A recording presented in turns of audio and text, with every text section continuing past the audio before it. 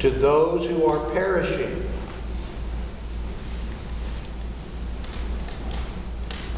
Why are they perishing? Because they think that existence is predicated on wisdom, and because they're living in the old age.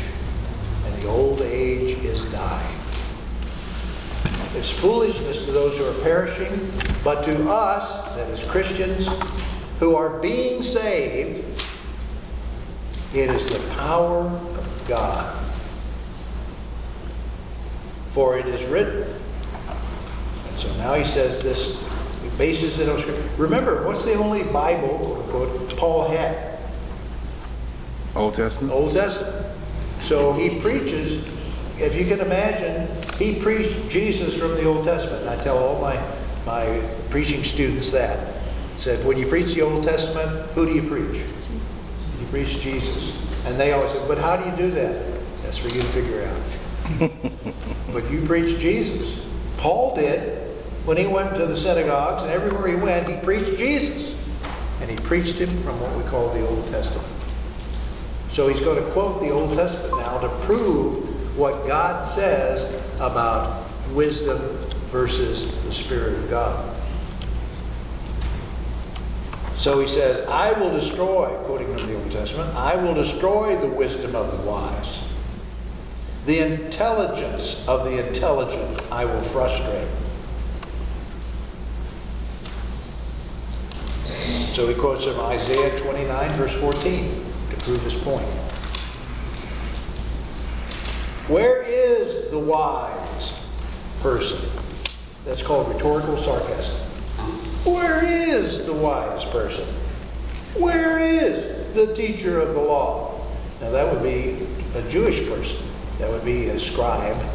That would be a Jewish expert in the law. So where's the wise Greek philosopher? Where is the Jewish scholar expert in the law? Where is the philosopher, the debater of this age? Where's Stephen Hawking? You know, where's Aldous Huxley? Where are some of the greats of our age? Great thinkers, great philosophers, great scientists. God says, yeah, they're great, but they're foolish because they don't know God.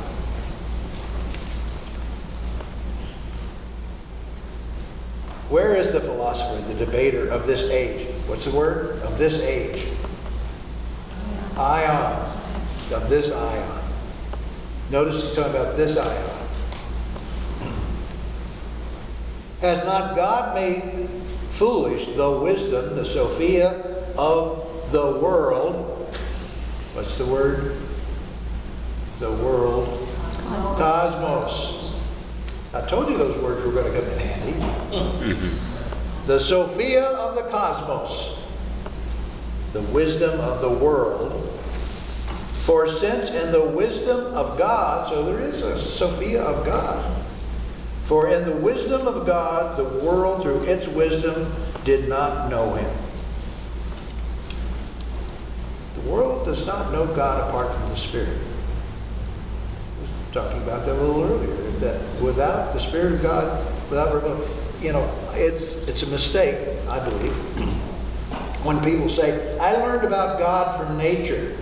I looked around at the stars, I looked around at the planets, and I looked around at the animals, and I said there must be a God, and I learned all about God from nature. Really? You remember how many billions of people have lived who had nature and don't know God? Evidently they didn't get it. Now some of them built idols, made totem poles, worshipped animals, but they didn't know God. They certainly did not know Father, Son, and Holy Spirit. Even the Jewish folks did not know Father, Son, and Holy Spirit. How do we know God? There is only one way to know God, and that's by revelation.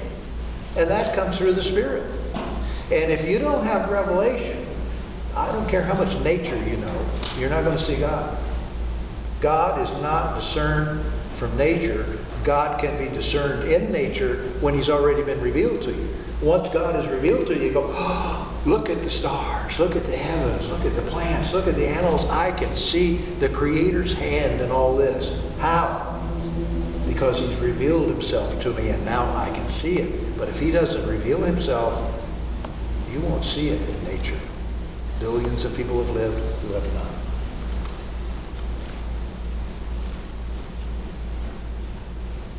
For since in the wisdom of God, the world through its wisdom did not know Him, God was pleased through the foolishness of what was preached.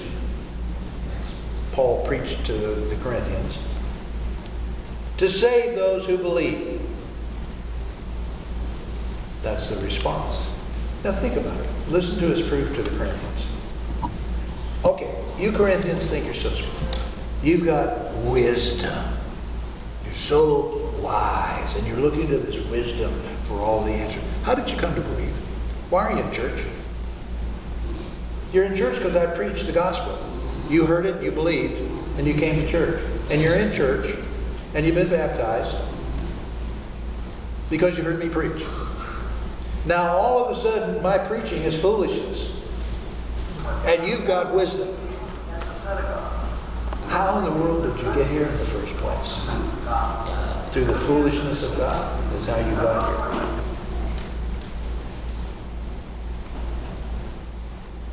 The Jews demand signs.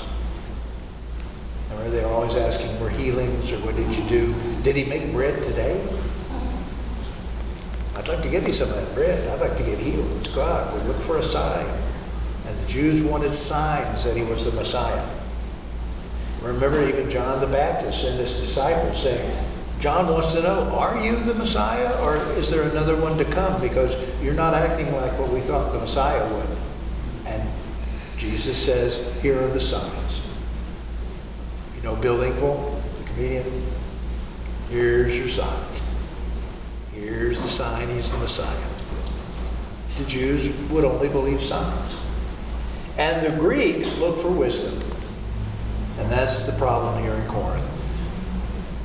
They want to hear some wise philosophy. But we preached Christ crucified. Now, does that sound like wisdom? You've got an almighty God, all-powerful, all-knowing, all-wise, creator of all that is, of heaven and earth. He creates these people. And these people mess up. And He wants to fix it. So He comes and gets born as a baby, grows up, and gets crucified on a cross. What kind of God is that? That makes no sense whatsoever. Why didn't God just go, erase, to start over? Why?